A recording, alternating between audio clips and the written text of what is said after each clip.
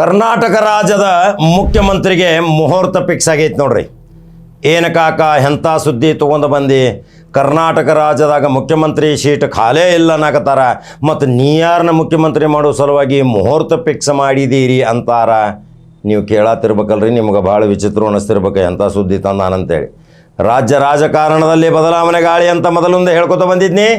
ಈಗ ಬದಲಾವಣೆ ಗಾಳಿ ಕೂಡಿ ಬಂದೈತಿ.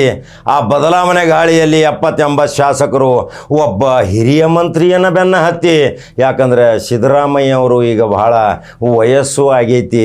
ಯಾಕಂದ್ರೆ ವಾಲ್ಮೀಕಿ ಹಗರಣದಿಂದ ಅದು ಹೆಂಗೆ ಫೈಲಲ್ಲಿ ಹೋಯಿತು. ಹಣಕಾಸು ಇಲಾಖೆ ಇಟ್ಟುಕೊಂಡಂಥ ಸಿದ್ದರಾಮಯ್ಯ ಅವರ ಕಣ್ಣು ತಪ್ಪಿಸಿದ ಆ ವ್ಯಕ್ತಿ ಯಾರು? 180 ಕೋಟಿ ರೂಪಾಯಿ ಹಗರಣ ಇವತ್ತು ವಿರೋಧಿಗಳಿಗೆ ಆಹಾರ ಆಗಾಕತೈತಿ. ಅದರ ಸಲುವಾಗಿ ತನ್ನ ಅಪ್ಪಟ ಶಿಷ್ಯಂದಿರಾದಂಥ ಸತೀಶ ಜಾರಕಿಹೊಳಿ ಮತ್ತು MB ಪಾಟೀಲ್ರನ್ನು ತಯಾರಾಗಿರಿಪ್ಪ, ಇಬ್ಬರು ಯಾವಾಗನ ಅಧಿಕಾರ ಬಿಡ್ತಾನೆ ಗೊತ್ತಿಲ್ಲ, ನಿಮ್ಮನ್ನು ಮುಖ್ಯಮಂತ್ರಿ ಮಾಡ್ತಾನಂತಾರ ಸಿದ್ದರಾಮಯ್ಯ. ಅನೇಕ ಸುತ್ತಿನ ಮಾತುಕತೆ ಆಗ್ಯಾವ, ಅನೇಕ ಶಾಸಕರ ಅಭಿಪ್ರಾಯ ತೊಗೊಂಡಾರ. ಪ್ರತಿಯೊಂದು ಶಾಸಕರನ್ನು ಗುಪ್ತವಾಗಿ ಕರೆದು 5-5 ನಿಮಿಷ ಮಾತಾಡಿದಾರ.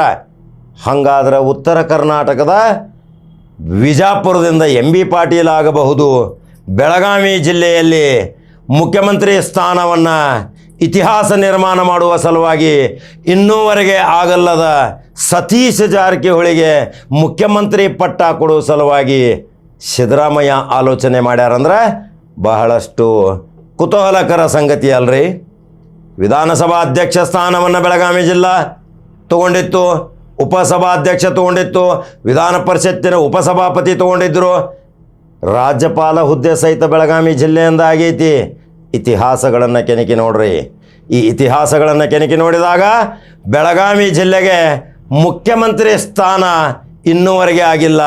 ಕಳೆದ 2 ವರ್ಷಗಳ ಹಿಂದೆ ಇದೇ ರಮೇಶ ಜಾರಕಿಹೊಳಿ ಮುಖ್ಯಮಂತ್ರಿ ಆಗುವ ಸಂದಿಗ್ಧ ಕಾಲ ಬಂದಿತ್ತು. ಆವಾಗ CD ಹಗರಣ ಮಾಡಿ ಬೊಮ್ಮಾಯಿಯವರನ್ನು ಮುಖ್ಯಮಂತ್ರಿ ಮಾಡಿದ್ದು ಇತಿಹಾಸ ರಾಜಕಾರಣ ತೆಗೆದು ನೋಡ್ರಿ. ಹಂಗಾದ್ರೆ ಸಿದ್ದರಾಮಯ್ಯ ಆಲೋಚನೆ ಮಾಡುವ ಉತ್ತರ ಕರ್ನಾಟಕಕ್ಕೆ ಒಂದು ಬಿಗ್ ಟಾನಿಕ್. ಉತ್ತರ ಕರ್ನಾಟಕದ ಮಹಾಜನತೆ, ಕಲ್ಯಾಣ ಕರ್ನಾಟಕದಿಂದ ವೀರೇಂದ್ರ ಪಾಟೀಲ್ ಆಗಿದ್ದರು, ಕಲ್ಯಾಣ ಕರ್ನಾಟಕದಿಂದ ಧರ್ಮಸಿಂಗ ಸಾಹೇಬರಾಗಿದ್ದರು. ಆದರೆ ಈಗ ಕಾಲ ಕೂಡಿ ಬಂದೈತಿ. ಈಗ ವಯಸ್ಸು ಮತ್ತು ಆಯುಷ್ಯ ಇದು ಸಿದ್ದರಾಮಯ್ಯ ಅವರಿಗೆ ಮುಳುವಾಗತೈತಿ. ಎಲ್ಲರನ್ನು ಭೇಟಿಯಾಗುವ ಅವಕಾಶ ಸಿಗೋದಿಲ್ಲ. 224 ಶಾಸಕರನ್ನ ಭೇಟಿ ಆಗ್ಬೇಕ್ರಿ, ಮಾಜಿ ಶಾಸಕರನ್ನ ಭೇಟಿ ಆಗ್ಬೇಕು, ಕಾರ್ಯಕರ್ತರನ್ನ ಭೇಟಿ ಆಗ್ಬೇಕು. ಪ್ರತಿಯೊಬ್ಬರಿಗೂ ಭೇಟಿ ಆಗುವ ಸಲುವಾಗಿ ಅವರಿಗೆ ಅನಾನುಕೂಲತೆ ಆಗಾಕತೈತಿ. ಈ ಒಂದು ವಿಚಾರ ತಮ್ಮ ಆಪ್ತ ಶಾಸಕರ ಬಳಗದಲ್ಲಿ ಕರೆದು ಕೇಳಿದಾಗ ನೀವು ಯಾರನ್ನು ಮುಖ್ಯಮಂತ್ರಿ ಮಾಡ್ತೀರಿ, ಅದಕ್ಕೆ ನಾವು ಸೈ ಅಂದರು 88 ಶಾಸಕರು. 88 ಶಾಸಕರಲ್ಲಿ ಅನೇಕರು ಮಂತ್ರಿಯಾಗುವ ಕನಸು ಸಹಿತ ಹೊಂದ್ಯಾರ. ಈಗ ಯಾರ ಮಂತ್ರಿ ಆಗ್ಯಾರ ಅವರು ಇನ್ನು ಮುಂದೆ ಮಂತ್ರಿ ಆಗುವುದಿಲ್ಲ. ಇನ್ನು ಮಂತ್ರಿ ಆದವರು ಮತ್ತೊಬ್ಬರಿಗೆ ಮಂತ್ರಿ ಸ್ಥಾನ ಕೊಡುವ ಸಲುವಾಗಿ ಒಂದು ಸ್ಕೆಚ್ ಹಾಕ್ಯಾರ. ರಾಹುಲ್ ಗಾಂಧಿ ಈಗಾಗಲೇ ಸಿದ್ದರಾಮಯ್ಯಗೆ ಒಂದು ಸಂದೇಶ ಕಳಿಸ್ಯಾರ. ಏನಂತ ಗೊತ್ತೈತೇನ್ರಿ? ಯಾವ ಲೋಕಸಭಾ ಸ್ಥಾನದಲ್ಲಿ ಲೋಕಸಭಾ ಅಭ್ಯರ್ಥಿಗಳನ್ನ ಉಸ್ತುವಾರಿ ಕೊಟ್ಟಿತ್ತು, ಸೋತಿದ್ದೀರಿ, ಸೋಲಿಸಿದವರ ತಲೆದಂಡ ಆಗಬೇಕು.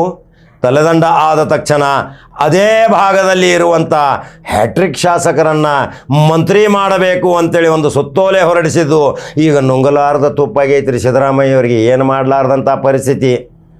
ಈಗ ನಾವು ಹೆಮ್ಮೆ ಪಡಬೇಕು ಉತ್ತರ ಕರ್ನಾಟಕದವರು.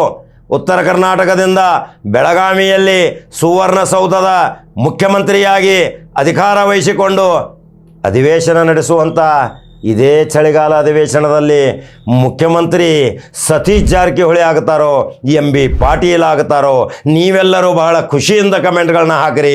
ನಂಬರ್ 1 ನ್ಯೂಸ್ ಕನ್ನಡ ಯೂಟ್ಯೂಬ್ದಾಗ ಬಟನ್ ನೋಡಿರಿ. ಇದೊಂದು ಬಹಳ ರಹಸ್ಯ ಮತ್ತು ಗುಪ್ತ ವರದಿ ತಂದೇನೆ. ಮಗಳನ್ನು ಆರಿಸಿಕೊಟ್ಟು ಈಗ ನೇರವಾಗಿ ಲೋಕಸಭಾ ಪ್ರವೇಶ ಮಾಡ್ಯಾಳ. ಬೆಳಗಾವಿ ಜಿಲ್ಲೆಯ ಸಣ್ಣ ವಯಸ್ಸಿನ ಇತಿಹಾಸ ನಿರ್ಮಾಣ ಮಾಡಿದಂಥ ಮುದ್ದಿನ ಮಗಳು ಪ್ರಿಯಾಂಕಾ ಜಾರಕಿಹೊಳಿ ಲೋಕಸಭಾ ಪ್ರವೇಶ. ಇನ್ನು ಅಲ್ಲಿಯ ಕಾರ್ಯಚಟುವಟಿಕೆ ಬೆಳಗಾವಿ ಚಿಕ್ಕೋಡಿ ಜಿಲ್ಲೆಯ ಅನೇಕ ಜ್ವಲಂತ ಸಮಸ್ಯೆಗಳ ಬಗ್ಗೆ ಕೂಗು ಎಬಸಾಕ ಹೊಂಟಾಳ ಇದೆ ಪ್ರಿಯಾಂಕಾ ಜಾರಕಿಹೊಳಿ. ಹಾಗಾದ್ರೆ ಕರ್ನಾಟಕ ರಾಜ್ಯದ ಮುಖ್ಯಮಂತ್ರಿಯಾಗಿ ಎಷ್ಟೊಂದು ಜನ ಹರಕೆ ಹೊತ್ತಿದ್ರಿ. ಪಾದಯಾತ್ರೆಯ ಮುಖಾಂತರ ದೇವಸ್ಥಾನಗಳಿಗೆ ಹೋಗಿದಿರಿ, ಅನೇಕ ದರ್ಗಾಗಳಲ್ಲಿ ಪ್ರಾರ್ಥನೆ ಮಾಡಿದಿರಿ. ನಮ್ಮ ನಾಯಕ ಮುಖ್ಯಮಂತ್ರಿ ಆಗಬೇಕು, ನಮ್ಮ ನಾಯಕ ಕರ್ನಾಟಕ ರಾಜ್ಯದಲ್ಲಿ ಸಾಮಾಜಿಕ ಚಟುವಟಿಕೆ ಮುಖಾಂತರ ಬಂದವ ಜಾತ್ಯತೀತ ನಾಯಕ. ಬುದ್ಧ ಬಸವ ಅಂಬೇಡ್ಕರ್ರ ಸಿದ್ಧಾಂತದೊಂದಿಗೆ ಬಂದಂಥ ನಾಯಕ ಅವನೇ ಸತೀಶ್ ಜಾರಕಿಹೊಳಿ. ಮುಖ್ಯಮಂತ್ರಿ ಆಗುವ ಸಲುವಾಗಿ ಎಷ್ಟು ಜನ ಲೈಕ್ ಮತ್ತು ಶೇರ್ ಮಾಡ್ತೀರಿ, ಎಷ್ಟು ಜನ ಅನಿಸಿಕೆಗಳನ್ನ ಹಾಕ್ತೀರಿ. ಇವತ್ತು MB ಪಾಟೀಲ್ ಮತ್ತು ಸತೀಶ್ ಜಾರಕಿಹೊಳಿ ಅಪ್ಪಟ ಶಿಷ್ಯಂದಿರು ಸಿದ್ದರಾಮಯ್ಯವರ ಗ್ರೂಪದಲ್ಲಿ. ಹಾಗಾದ್ರೆ ಇಬ್ಬರಲ್ಲಿ ಯಾರಾಗಬೇಕು ತಿಳಿಸ್ತೀರಿ? ನಂಬರ್ 1 ನ್ಯೂಸ್ ಕನ್ನಡ ಫೇಸ್ಬುಕ್ದಾಗ ಫಾಲೋ ಮಾಡ್ಕೊತ ಹೋಗ್ರಿ. ಮತ್ತೊಂದು ಖಡಕ್ ಜವಾರಿ ಸುದ್ದಿಯೊಂಗ ಬರ್ತೀನಿ. ನಮಸ್ಕಾರ.